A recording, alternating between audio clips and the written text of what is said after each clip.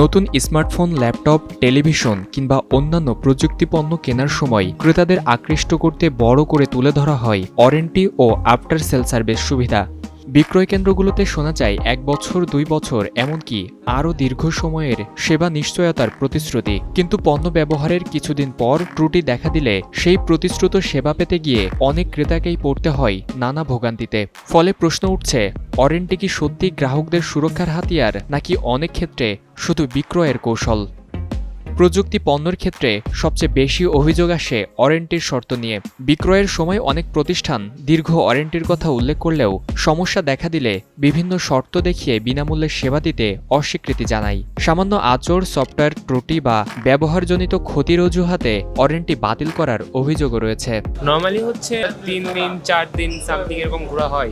Fridge তো আর কেউ service দিতে চায় না, বা তাদের একটা লস, এরকম এই চিন্তা ভাবনা করে আর কি আমাদের ভোগান্তি শুরু করছে। একটা এসএসডি আমি ওয়ারেন্টিতে দিয়েছিলাম, সেই এসএসডি 6 মাস পর আমাকে ওয়ারেন্টি থেকে দিয়েছিল। এর আগে যখন র্যাম এসএসডির দাম বাড়ছিল, তার আগে প্রোডাক্টটা রিসিভ হয়েছিল, তখন উনি বলছিল যে এখন আপনার সেলস রিটার্ন করেন। র্যাম বা এসএসডি পারচেস করতে যায় তার থেকে 3 গুণ বেশি দামে কিনতে হয়। অনেক সময় দেখা যায় গ্রুপে অনলাইনে অনেক সময় প্রাইস কম দিয়ে আসলে অনেক সময় লোনে অফার দেয়, হয়তো তাদের সেলস টার্গেট থাকে, আমরা জানি না। ওয়ারেন্টি কিন্তু এখানে একেবারে স্বচ্ছ একটা প্রক্রিয়ার মাধ্যমে দিয়ে থাকি কাস্টমারকে। এখানে ইলেকট্রিক জিনিসে কিছু ইয়া থাকে, যেমন ফিজিক্যাল ড্যামেজের একটা বিষয় থাকে, ওয়াটার কেস থাকে, বা আদার যে কোনো ফিজিক্যাল ড্যামেজ হলে সেক্ষেত্রে ওয়ারেন্টির বিষয়টা কিন্তু আমরা কাস্টমারকে জানাই। যেই প্রসেসটা আছে সেটা আমরা কাস্টমারকে বলে দিই যে কিভাবে কি হয়। একেবারে স্বচ্ছ একটা প্রসেসের মাধ্যমে ওয়ারেন্টি দিয়ে থাকি। আজই নিন রবি ওয়াইফাই আর কুইজ খেলে প্রতি সপ্তাহে জিতেন টিভি।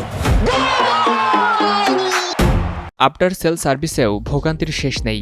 অনেক ক্রেতাকে সার্ভিস সেন্টারে বারবার যেতে হয়, অথচ সমস্যার দ্রুত সমাধান মেলে না। কোনো কোনো ক্ষেত্রে যন্ত্রাংশ পরিবর্তনের নামে দীর্ঘ সময় অপেক্ষা করানো হয়। এতে শিক্ষার্থী, চাকরিজীবী ও ফ্রিল্যান্সারদের কাজ ব্যাহত হয়। ঘোরার পর একটা প্রবলেম হয়ে গেছে, তো এটা নিয়ে আমার সাপোজ আসতে আসলাম যে আমার সার্ভিসটা করে দেবে, তো ওনারা বলতেছে আবার নেক্সটে আসুন। তো নেক্সটে এভাবে ভোগান্তির শিকার না করে একটা টাইম দিয়ে তুই সলিউশনটা করে দিই, তাহলে ভালো হয় না। এছাড়া ওয়ারেন্টির আওতার বাইরে থাকা যন্ত্রাংশের জন্য অতিরিক্ত অর্থ নেওয়ার অভিযোগও পাওয়া যায়। অনেক সময় গ্রাহকরা বুঝতেই পারে না কোন সেবা বিনামূল্যে পাওয়ার কথা আর কোনটির জন্য অর্থ পরিশোধ করতে হবে। প্রতারিত এক ধরনের আসলে বলা যায়, কারণ কি আপনি এখন প্রাইস প্রোডাক্ট আপনি 5 বছর ওয়ারেন্টি দিলেন, কিন্তু পরবর্তীতে সেল করার পরে যদি ওয়ারেন্টি আসে, সেক্ষেত্রে আমরা ভোগান্তির শিকার হতে হয়। একটা প্রোডাক্ট 6 মাস 2 মাসের অধিক যদিও যদি স্টক থাকে, সেটা 1 দিন বা 2 দিনের মধ্যে কিন্তু রিপ্লেস করে দেওয়ার কথা। প্রযুক্তি পণ্যের বাজার যতই বিস্তৃত হচ্ছে, ততই গুরুত্বপূর্ণ হয়ে উঠছে বিক্রয়োত্তর সেবার মান।